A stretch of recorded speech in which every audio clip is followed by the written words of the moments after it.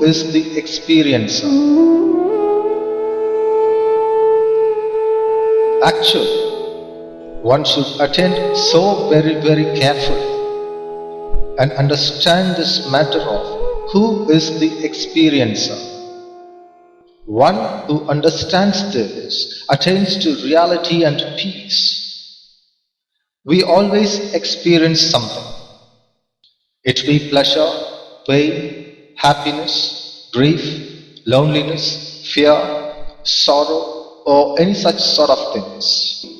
Actually, are we really experiencing, or are we dreaming that we are experiencing? When you're asleep at night, dreams occur to you. It may be any dream. While you dream, you forget that you are sleeping. In that dream, you see an event taking place. You will see a street, houses side by, persons who move in that street, and so on. In that street, you will also be standing somewhere and talking to your friends. Suppose a dog chases you and your friends. You all will split and run. You may take a turn into some lane and start running. To you, the dog is real, the street is real, your fear is real, and your running is also real. You are wearing a particular colored dress, that is real. A lady who shouts at you is real. Her voice is real.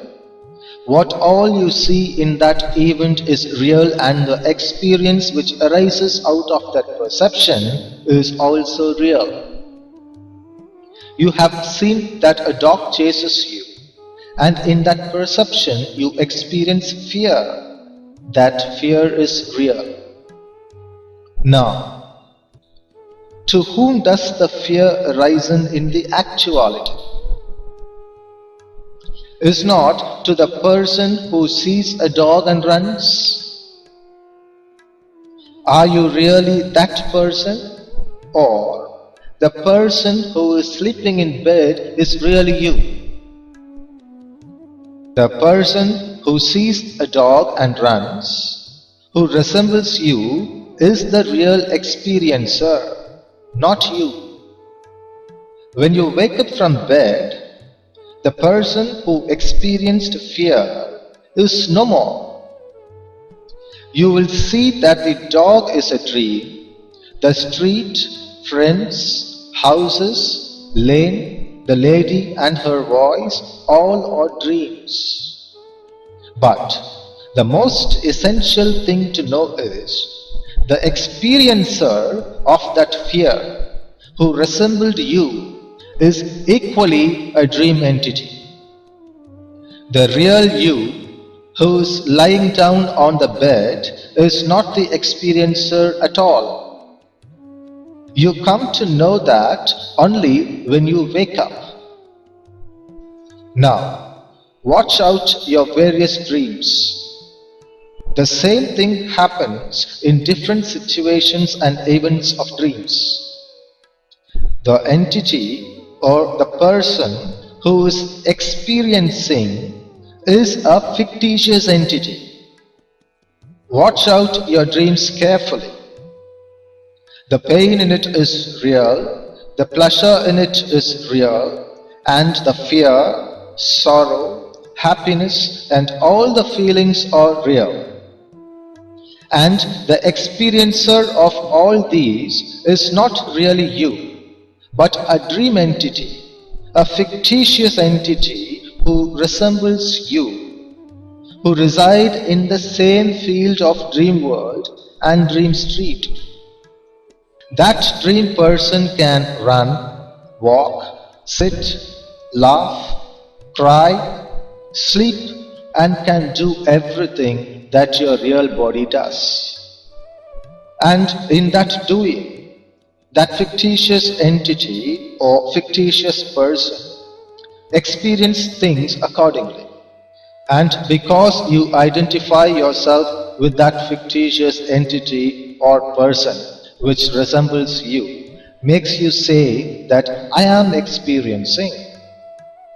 Now, making yourself very, very clear with this understanding and perception regarding the experiencer, can you now see what happens when you experience in the real world after you wake up from bed?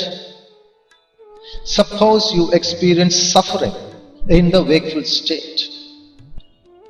Do you really experience it?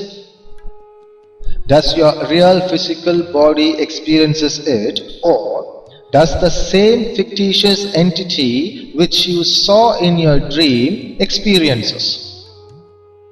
The same dream entity which was experiencing in your dream still exists subtly in your wakeful state also and starts experiencing in your wakeful state.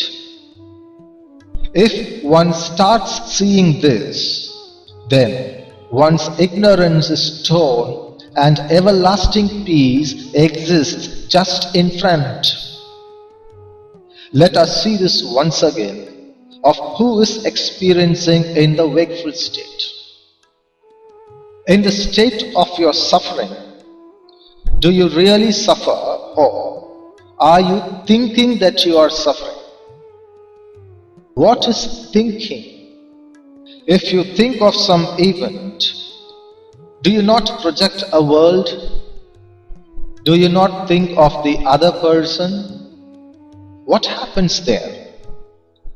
In your thinking, you see a street or a house or some place where you see some person over there, and at the same time you see you also entering that place and talking to that other person as same as it occurred in dream. In that situation, the you that has entered and talked to the other is experiencing that event or situation in your thinking. But actually, the real you is sitting somewhere else. We give a term to this as thought. But in actuality, it is a dream. The same dream entity which has experienced when you are asleep is still the experiencer now too, even in the wakeful state. The only thing is, this fictitious entity is not so vivid in your wakeful state. Since it is not so vivid in your wakeful state, that doesn't mean that you are experiencing. Still, that dream entity only is the experiencer, not you. Why is that dream entity not so vivid in your wakeful state? It is because your eyes are open to this real world. And since your eyes and consciousness are open to this real world, you are unable to see that fictitious entity's movements vividly. But that dream entity, that fictitious entity, when loses its strength in its visual form in your wakeful state, gains strength in the audible form. Its sound as words becomes so vivid in your wakeful state and in turn visual in the sleepy state. Visual state also is ever present in the wakeful state without any decrease, but we are unable to see it vividly since our eyes are open. That's the point here. If you think about the other person, that other person is a dream entity in your thought. At the same time, the you who is looking at that other person is actually not the real you. It is that fictitious dream entity who resembles you is looking and talking to that other person in your thoughts. That fictitious entity is experiencing the fictitious other person in your thoughts. The scene, which is the other person, and the seer, which is you, both are thoughts. The other person is a thought. The seer of that other person, which you claim you, is also a thought. The experienced is a thought, and the experiencer is also a thought. The term thought is nothing but dream. The experiencer is a dream. The experienced is a dream. When you experience happiness, pleasure, pain, sorrow, fear, and the like, you imagine that you are experiencing. In that imagination, you imagine the other person, and in the same way imagine yourself in a particular dress, in a particular pose, in a particular place, with a particular set of words, and allow your imaginary entity to experience the imaginary scenario. And you identify yourself with that imaginary entity which resembles you, and got convinced that it is you who are experiencing. Actually, you are not really experiencing anything. You are not the reason for thoughts or dreams also. You are not thinking intentionally, although it appears so. If you watch carefully, you can see that thought comes automatically like a dream, taking a scenario which consists of the other persons and the you-like entity, and it itself chooses a temperament, it itself chooses the dialogues, it itself plays a skit and gets away. It gets away taking the you-like entity, the other person, and the object seen all together. You believe that the other person and the objects perceived or thoughts and the you-like entity, who is the experiencer of those, is real. But thought brings the you-like entity too, as it brings the other persons and the objects. And the whole of human beings and the scholarly world believes that the experiencer is real, and hence teaches you what to do and what not to do for the experiencer's peace, for the experiencer not to get disturbed. They have tried all the formulas and philosophies on themselves and on others to give peace to the experiencer, but ended in vain. Now, one who understands this properly should understand it directly while experiencing something. After understanding it directly in yourself, look at your physical body and be with it, because that is the real you as of now. You should make yourself saying, let my physical body experience anything, either it is pain or pleasure, happiness or sorrow.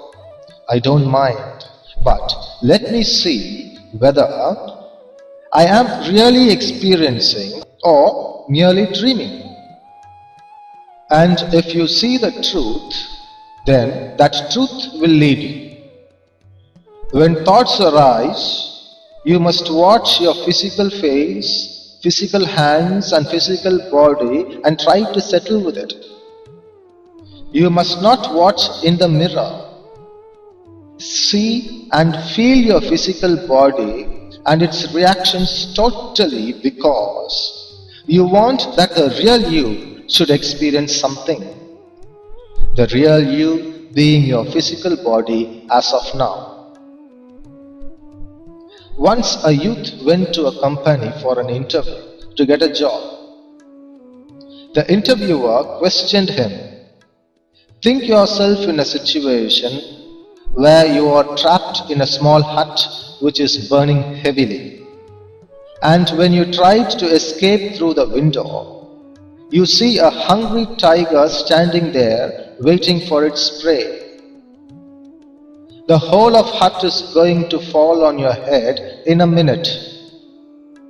How will you escape from this danger? In asking this question, the interviewer gave a poor look at the youth, which gestured that there is no answer for this question. He gave 5 minutes time to answer this question and was very confident that this youth cannot give an answer of escape because no previously interviewed has answered it. The youth humbly replied, "Sir, it is so easy a question. I will answer it in 3 seconds." The interviewer got astonished by this reply and asked, "Can you? Come on, tell me. But be sure that you are escaping from that danger. Now tell me the answer in 3 seconds." The youth replied, "Sir, I will stop thinking it." The interviewer got confused at this answer and asked, "What do you mean?" The youth replied, "Sir, you told me to think of a situation where I got trapped in a burning hut and outside it waits a hungry tiger. The only real escape from this dangerous situation is to stop thinking it." The interviewer's head dropped down on seeing the youth's wisdom. In being the real you, which is your physical body as of now, and looking only its reactions, one is free from the elusive experiencer who experiences pleasure, pain, happiness, and sorrow.